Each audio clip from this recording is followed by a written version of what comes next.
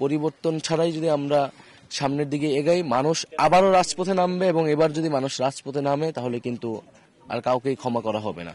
যে শহীদ সাজ্জাদ এই সৈয়দপুরেই বড় হয়েছেন, স্কুল কলেজ শেষে অনেক স্বপ্ন নিয়ে ঢাকায় সোনারগাঁ ইউনিভার্সিটিতে পড়াশোনা করতে গিয়েছিলেন, কিন্তু তার স্বপ্ন পূরণ হয়নি।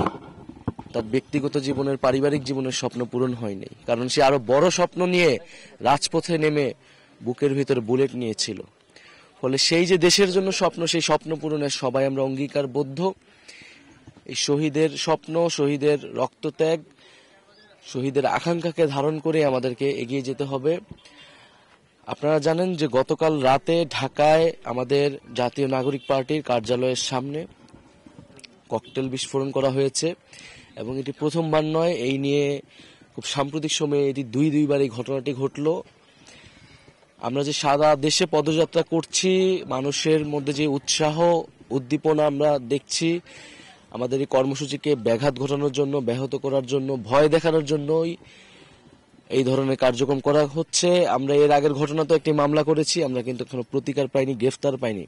প্রশাসন যদি এইভাবে নির্বিকার থাকে, একটা গণঅভ্যুত্থানের নেতৃত্ব, একটা নতুন একটা রাজনৈতিক দল, তাদের যদি এই অবস্থা হয়, আমাদের সাথে আমাদের নিরাপত্তা যদি প্রশাসন দিতে না পারে, তাহলে এই যে হাজারো শহীদ, হাজারো আহত, তাদের পরিবার, এদের নিরাপত্তা এবং দেশের আপামর মানুষের নিরাপত্তা এই প্রশাসন কিভাবে নিশ্চিত করবে, কিভাবে একটি সুষ্ঠু নির্বাচন এই পরিস্থিতিতে হবে, সেই প্রশ্ন কিন্তু আমাদের মধ্যে তৈরি হচ্ছে।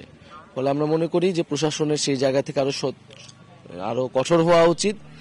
এবং আমরা শহীদ সাজ্জাদের বাবার সাথে তো আজকে কথা বলছি, আমরা চেষ্টা করছি যেই জেলায় যাচ্ছি সেখানে শহীদ পরিবারদের খোঁজ খবর নিতে, সবার সাথে সম্ভব না হলে দু একজনের সাথে সরাসরি সাক্ষাৎ করতে, কবর জিয়ারত করতে। আমরা মনে করি এই যে নতুন বাংলাদেশ, সেই নতুন বাংলাদেশের কারিগর হচ্ছে এই শহীদেরা। বলে শহীদদেরকে আমাদের ধারণ করে এগিয়ে যেতে হবে। অবশ্যই ষড়যন্ত্র আছে, পুরনো রাজনীতিকে অনেকেই টিকিয়ে রাখতে চায়।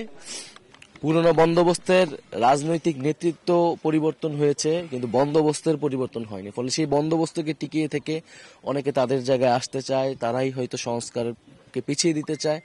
কিন্তু আমরা তাদের প্রতি উদ্যত আহ্বান থাকবো, এই শহীদদের পিতামাতার দিকে তাকান, এই ছাত্রদের দিকে তাকান, আহত ভাই বোনের দিকে তাকান। সাধারণ মানুষ আসলে পরিবর্তন চায়। এত বড় গণ অভ্যুত্থান রক্তপাতের মধ্য দিয়েই, পরিবর্তন ছাড়াই যদি আমরা সামনের দিকে এগাই, মানুষ আবারও রাজপথে নামবে, এবং এবার যদি মানুষ রাজপথে নামে তাহলে কিন্তু আর কাউকেই ক্ষমা করা হবে না।